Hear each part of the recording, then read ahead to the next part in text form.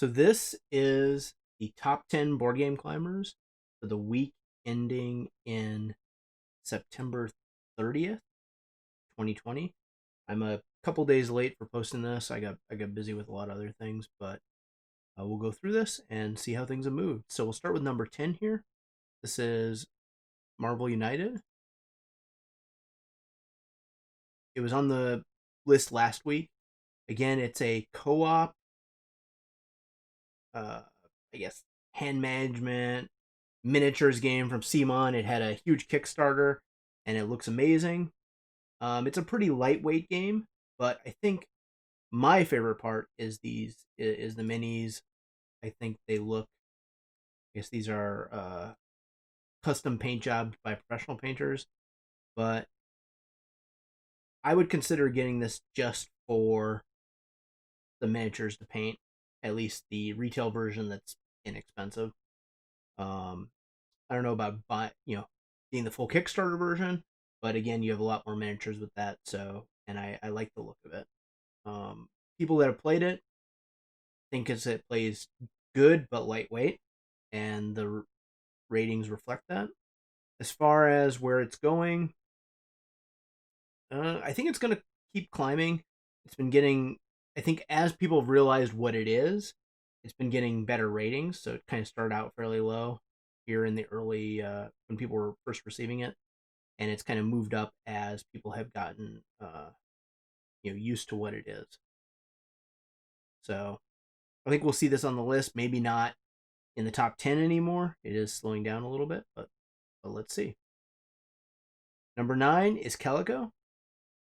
So this one I don't know a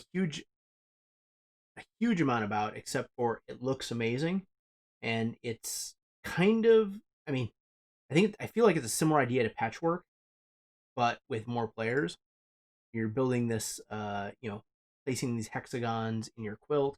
It's probably got different mechanisms. It looks like you're going to draft these and maybe pay for them. And I'm not sure what the cats have to do with it.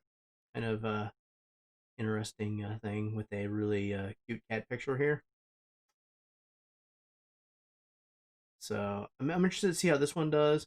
I'm intrigued by how it looks, but I'm not sure. Maybe I'll play it at a convention sometime when conventions come back.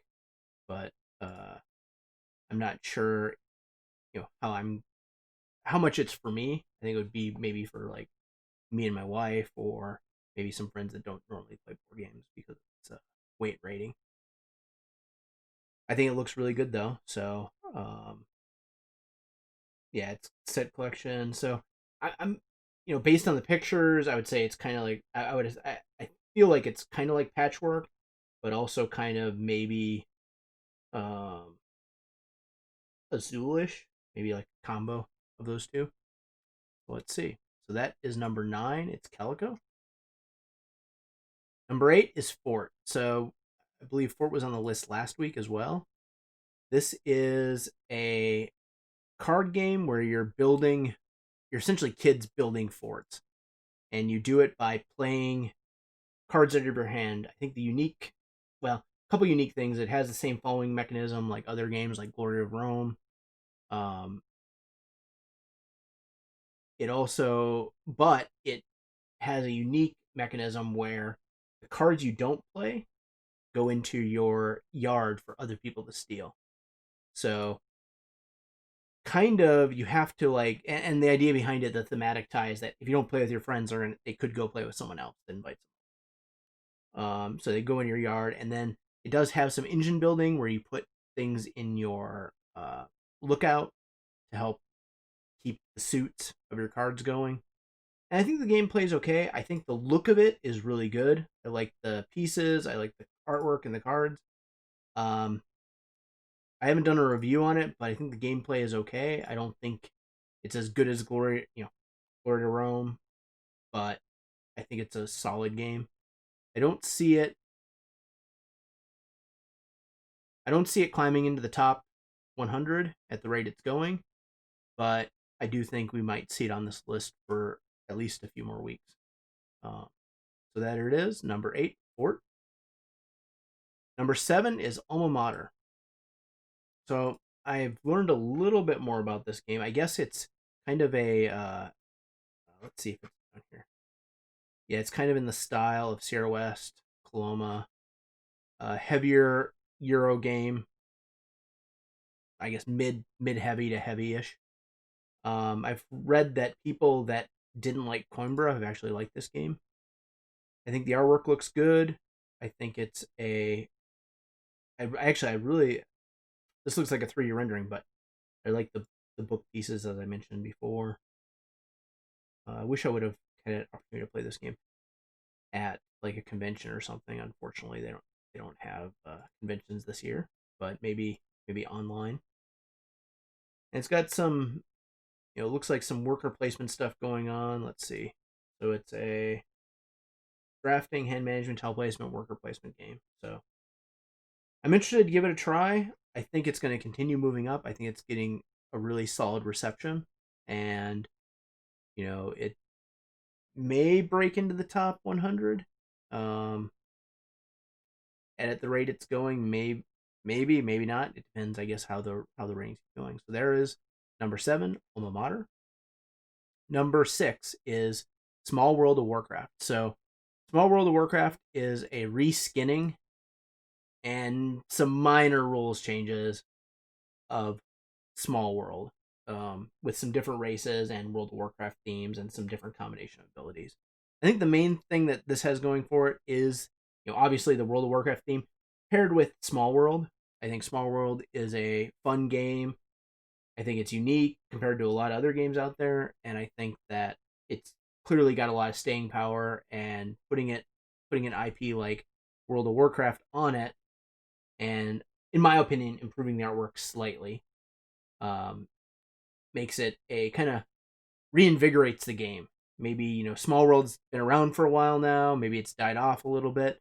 This may bring in new players, and I think the people that like World of Warcraft could easily get into like this heavy of a game. Like you could go from PC gaming, MMO to playing small World of Warcraft, I think fairly easily. Some of the other World of Warcraft themed games in the past were like heavier adventure games. This is kind of a simple rule set, easy to learn, and like I said, it looks really good. So there you have it. That's Small World of Warcraft. I do think that this one will continue climbing for a little while, and then it'll probably drop off the list in sometime. I doubt it's gonna make it in the top 100, but we'll see. Castles of Tuscany. So this is number 5 this week. This is the successor to Castles of Burgundy. Unfortunately, with the same, like, not great artwork. I guess it's a little bit better. I guess I like the artwork a little bit better.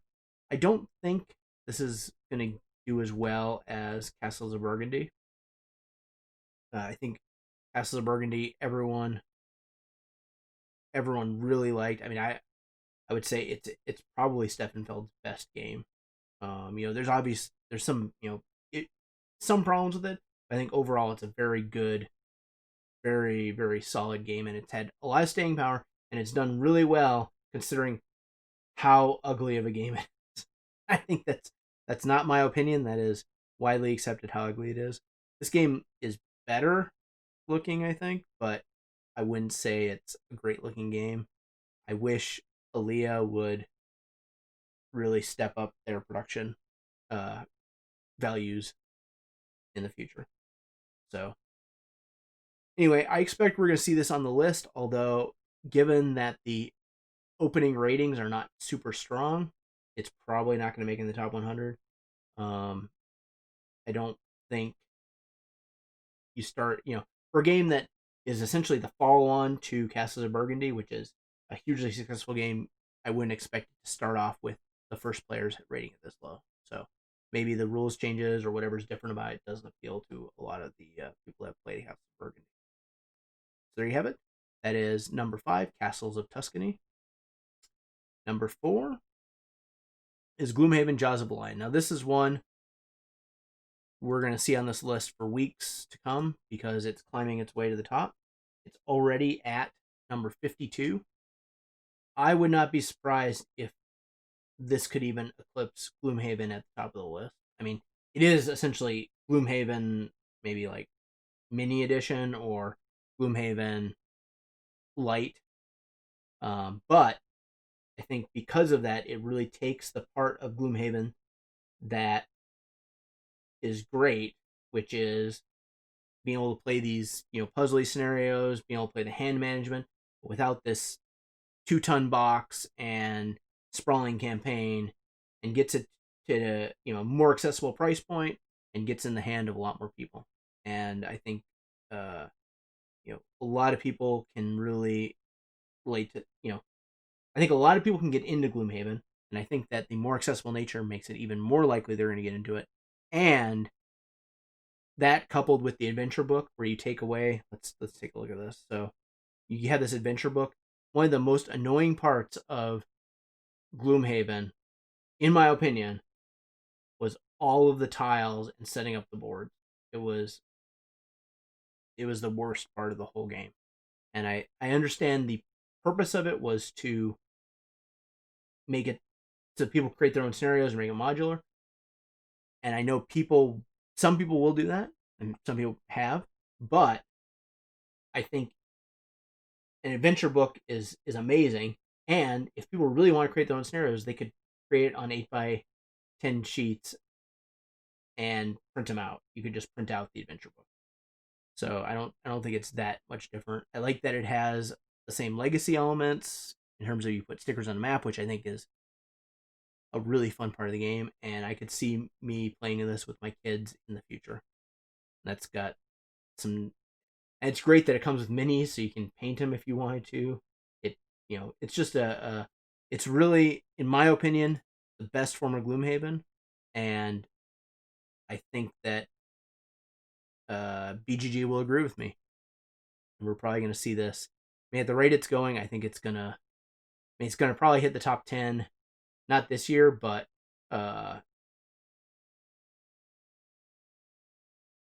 maybe early next year. And this is one person calling it now will dethrone itself as number one game, which I would agree with. If I was predicting it, this is probably going to hit the number one. So that's number 4, Gloomhaven Jaws of Lion. Now this is number 3, Tales of Evil. So this is a new game. I haven't even heard of this yet. I haven't looked at this list before recording it. So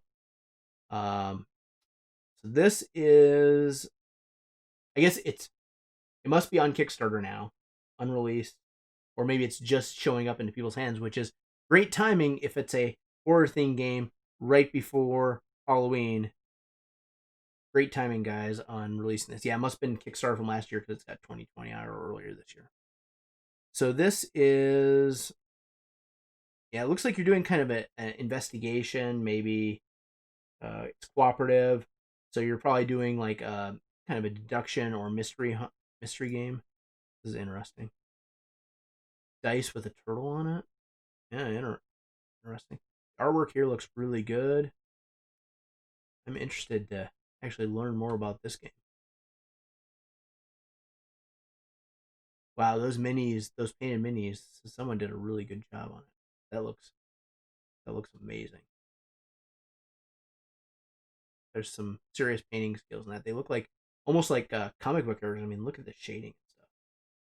Maybe airbrush. That is really really cool.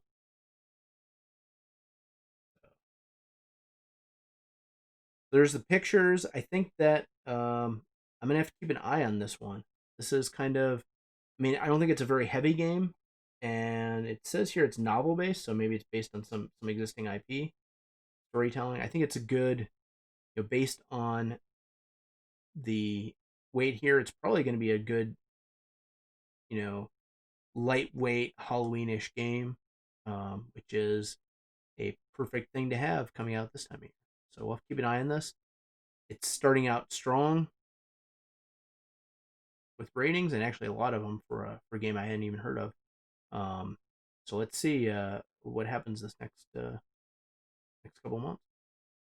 That's number 3, Tales of Evil. Number 2, Takanu, Obelisk of the Sun. So this was on the list last week. and it's still moving up. This is the latest T game from David Zerke and Danielle Teschini.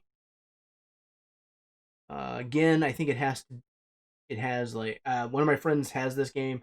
We're eventually gonna play it. I haven't gotten to the table yet, but it has this like scale mechanism. So you can see it over here where when you draft these dice, you put them on the scale, and you have to kind of get the scale to balance out. Otherwise, you end up with negative things happening.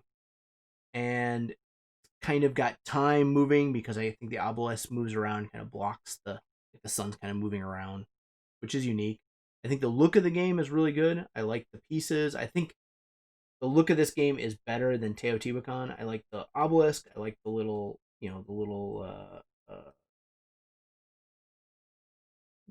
all these custom little pieces. I don't know if there's like I don't know if this was on Kickstarter. I don't remember, but if this is the base game, it looks really good. These they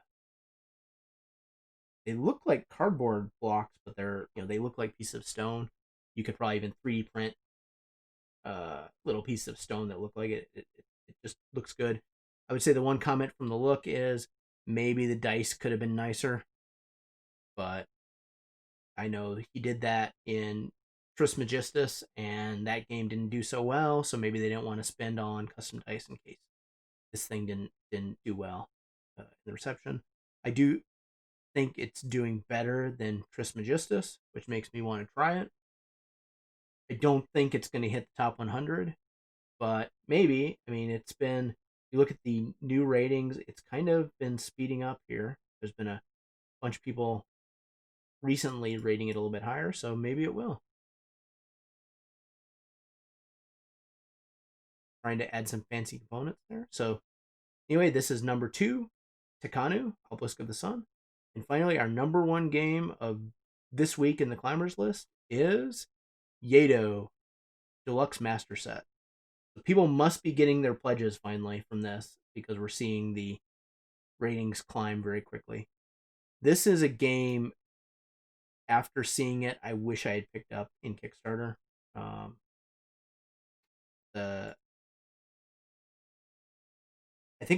have a copy of Yedo, but I really wanted to, like, the look of this game is amazing. Like, I think the pieces look really good.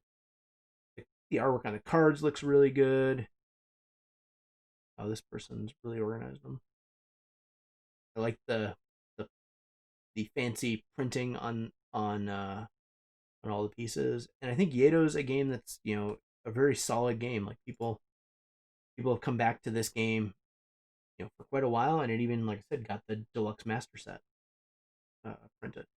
So I wouldn't be surprised if this climbs very quickly. It'll be hard to say how high it's going to climb, just because it is. I feel like deluxe versions of games have a hard time climbing on the list. This one's a big deal, but it probably still isn't going to hit the top 100 if I was. Anyway, we'll see. So there you have it. That is the number 1 climber of the week. If you like this video, please like and please subscribe, and please take a look at our other videos. Thank you.